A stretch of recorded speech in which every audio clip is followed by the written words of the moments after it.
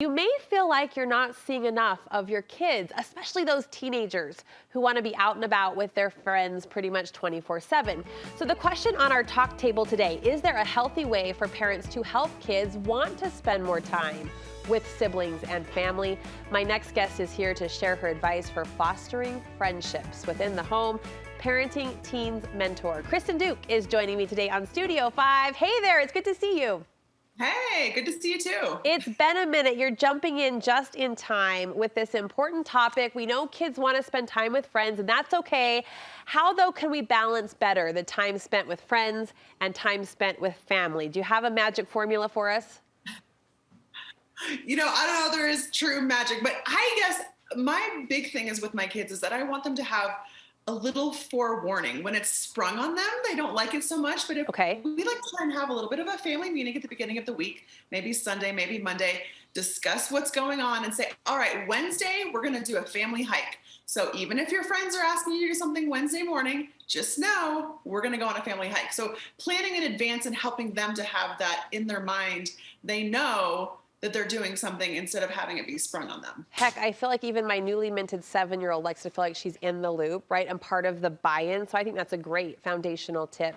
You also encourage Sure. families to make those connected family activities more regular. Like we're not just doing them once a month as a family, but we're kind of building in smaller connected activities that will help foster that connection. Right. It's tricky because summer is just so many days. And Yeah. sometimes we can plan around different vacations and things. And so maybe you want to just say one day a week, we're going to do something. Maybe you say 2 to 3 days a week. But either way, helping them know when it's going to happen helps a lot. But connected activities is how we bond, right? We need to have activities where our kids are having fun with each other, where they can create memories together. And so things like family hikes, that's one of my favorites because it's inexpensive, it's in nature. Generally, it's free. Some kids don't like hiking, and so maybe it's going to the pool or maybe it's going bowling or something like that. I don't Yeah. like to spend a lot of money, but I think you can mix in the expensive activities with the free activities and just shake it up and try and Nice. plan the summer if you can, 1 to 2 times a week throughout the summer. Okay, what if one kid's a hiker and one kid's not? How do you appeal to those different personalities or those different interests? Right. And that definitely happens. And so with the family meetings, maybe the beginning of the summer, you can say, okay, everyone gets to pick something, each week, depending on how many kids you have going on there, or every other week. So they can feel like they're a part of it. Maybe they don't like hiking and their sibling doesn't like something else. Uh-huh. But when they feel like they're a part of it and invested and they're choosing something, maybe they're choosing to go get froyo. Lots of kids like that. And so they can feel like they're a part of the plan instead of having just mom deciding everything that they're going to do. I like that, the family buy-in again. You've referenced these family meetings, and I'm curious how you do it at your house, because I can see that being met with a big eye roll and like a, oh gosh, here comes the dreaded family meeting reaction. But you say those meetings are important. They're a really good thing.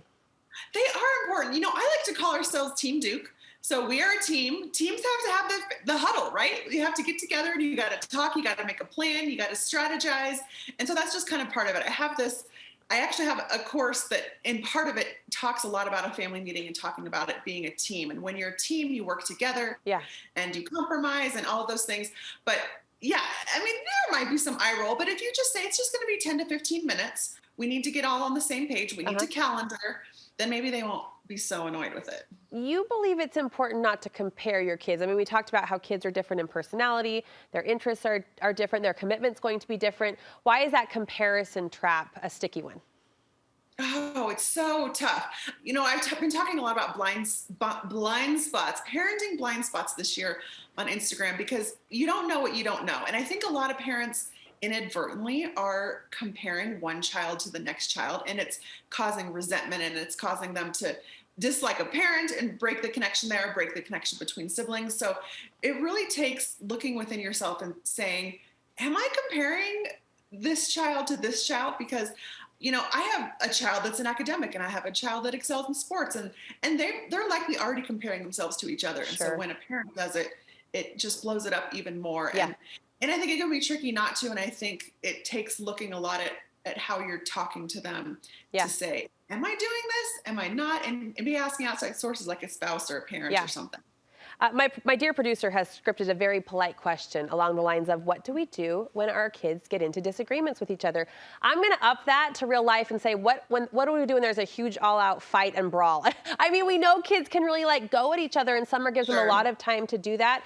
You say it's important to emphasize trying again. Yes, that's kind of my favorite thing to do when kids are having a disagreement. I think a lot of times parents want to jump in and, say, oh, you shouldn't be doing this, you shouldn't be doing that. But if you can guide them to self-correct, that's the most ideal, because that's life. We're not going to always be around to say, break them apart or whatever. So try again, just calling out, when you see something, let's say, okay, I think you guys can try that again. Sure. And it just calls attention to the fact that, okay, something's not right. It stops whatever's happening, and it allows them an opportunity to try again.